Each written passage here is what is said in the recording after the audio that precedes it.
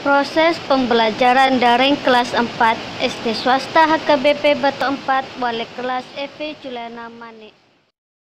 5, 4, 3, 2, 1, 0.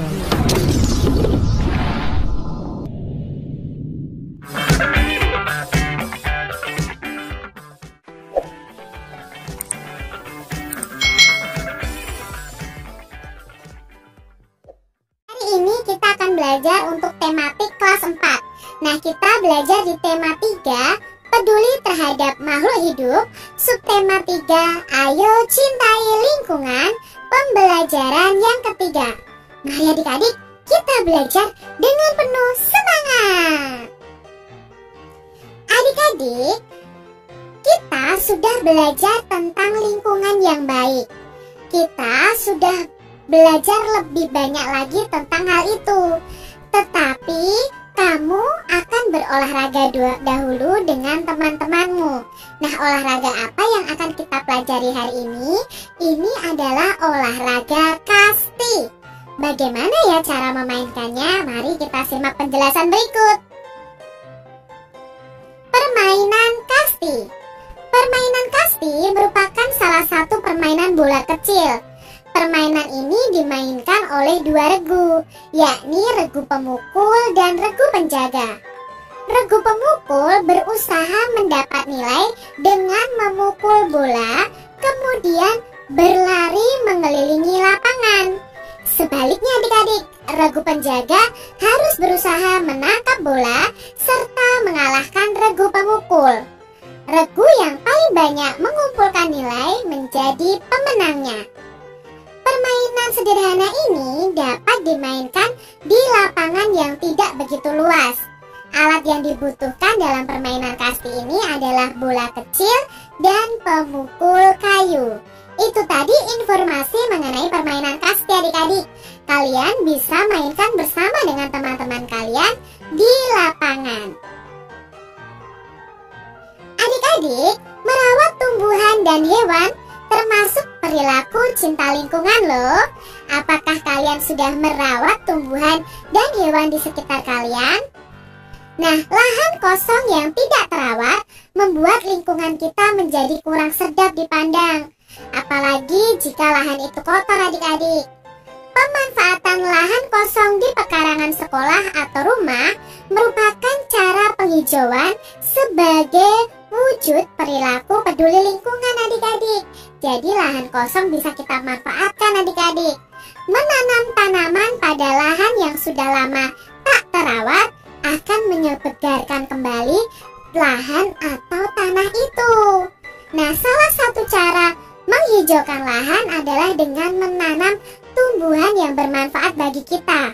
Misalnya tanaman obat. Nah, tanaman obat itu contohnya ada kencur, kunyit, jahe, dan lain sebagainya. Ibu Siti pun mengetahui bahwa lahan kosong di rumahnya dapat ditanami tanaman obat. Siti dan ibunya kemudian membuat jadwal penyiraman tanaman obat mereka. Nah, sekarang Kak Citra akan jelaskan satu persatu tanaman obat adik-adik. Kencur, kunyit, dan jahe. Yang pertama adalah kencur adik-adik. Nah, kencur itu gambarnya seperti ini adik-adik ya. Bentuknya seperti ini. Kencur merupakan salah satu jenis tanaman obat.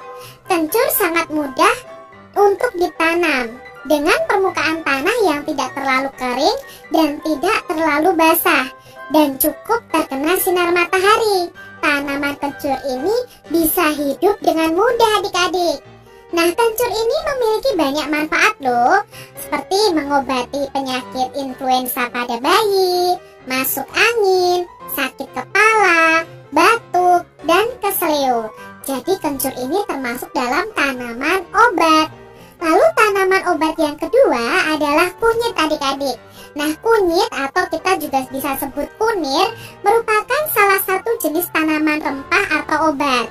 Kunyit atau kunir ini biasanya dimanfaatkan oleh masyarakat itu sebagai bumbu dalam masakan.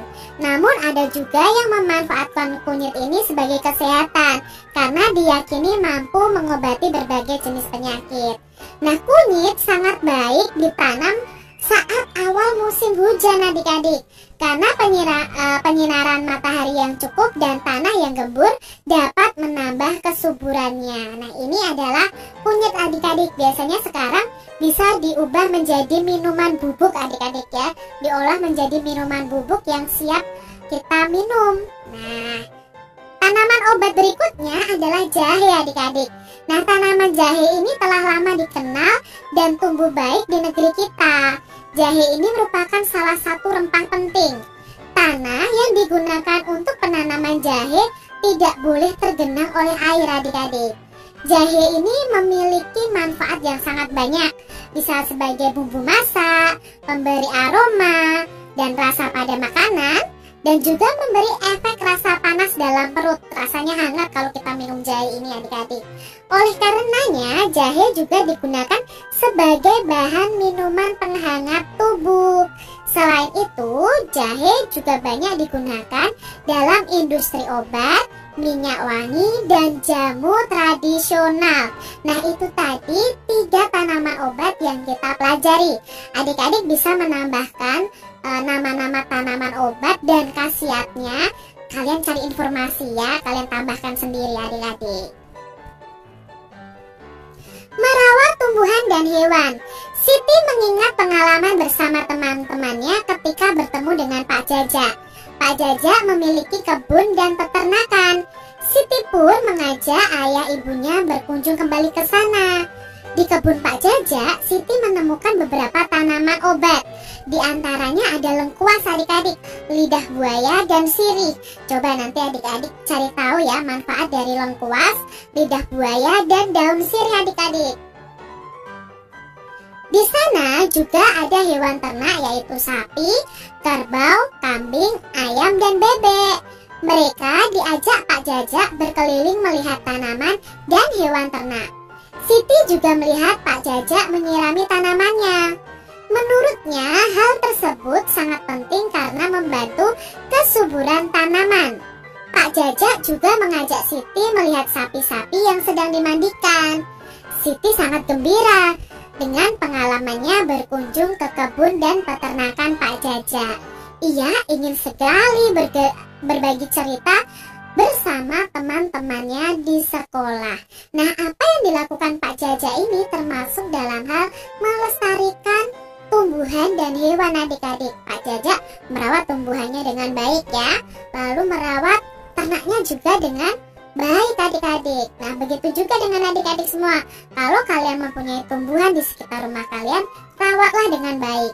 Kalau kalian memiliki hewan peliharaan, rawatlah dengan baik juga adik-adik. Itu berarti kita sudah mencintai lingkungan, terutama tumbuhan dan hewan. Menurutmu, cara apa lagi yang harus dilakukan untuk mencintai lingkungan, tumbuhan, dan hewan? Beberapa cara mencintai lingkungan, tumbuhan, dan hewan. Yang pertama, cara mencintai lingkungan bisa dengan menghemat pemakaian air, menghemat pemakaian gas, menghemat pemakaian kertas, menanam pohon di halaman yang kosong, menggunakan pembersih rumah yang tidak membahayakan lingkungan.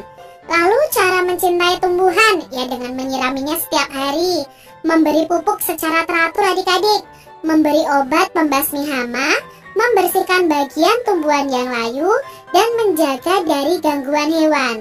Lalu cara mencintai hewan itu bisa dengan membuat kandang yang kuat dan kokoh, memberi makan dan minum secara teratur, melakukan pemeriksaan kesehatan hewan, mengasihi dan menyayanginya, membersihkan kandang dan sekitar kandang. Bisa juga dengan memandikannya. Nah, itu cara mencintai lingkungan, tumbuhan, dan hewan. Nah, cara-cara ini bisa kalian tuangkan atau kalian tuliskan dalam peta pikiran seperti ini adik-adik.